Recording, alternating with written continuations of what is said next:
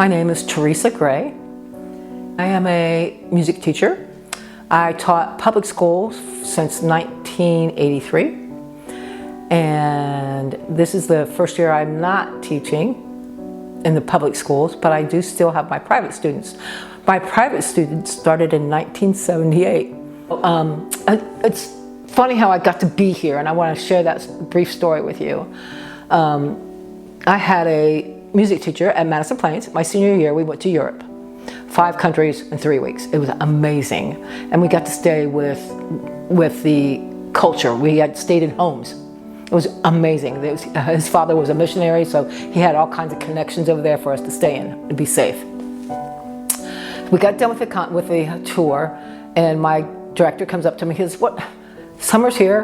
What are you doing next year? What are you doing next year? Where are you going? Where are you going to school?" I'm like, "I'm not going to school. I've been trying to be, I'm a really good secretary. I got all the skills that I've had really good teachers in it. I'm good at it." And he said, "No." I said, "What?" He says, "You need to be a teacher." I'm like, "A teacher of what?" And he must have laughed his butt off.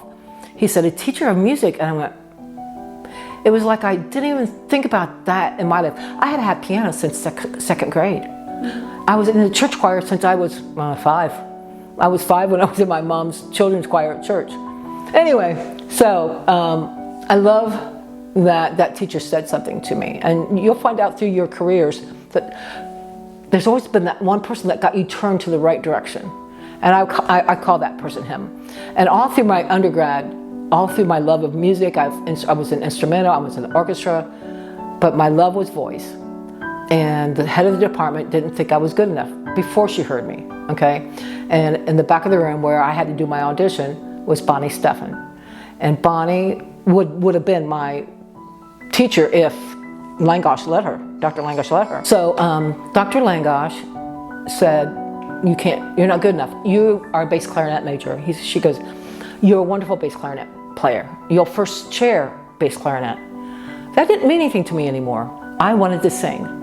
So from the back of the room, Bonnie is behind Dr. Langosh, way in the back of the room.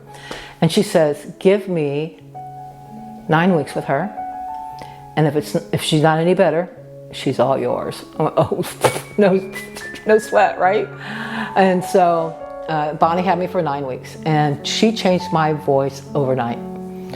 Talking about great teachers. She is not with us anymore, but she made me who I am as far as a vocal person.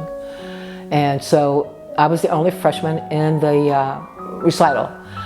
But Dr. Langosh and Bonnie came up to me at the stage at the end of the recital, and Dr. Langosh said, "Well, I was wrong. You can be a voice major." And she goes, "Now don't tell anybody this, but if you tell anybody this, I will deny it." So anyway, we had an interesting relationship all the way through college, and then after Bonnie passed, she called me and asked me to direct the whole choir, everybody that was going to be there, and that was all all her students that she had ever had, in that one big church. And then she asked me to do it solo. So it was saying, "Attaboy, you did exactly what you should have been doing. I was wrong. You were great." And I needed that confirmation that late in my life. That was another turn that I needed to have. But teaching's always, didn't know I could be a teacher, but I'd been teaching since I used to have a lifeguard. That was my first teaching experience my whole life. And I didn't know I was a good teacher until somebody said that to me. So there you go.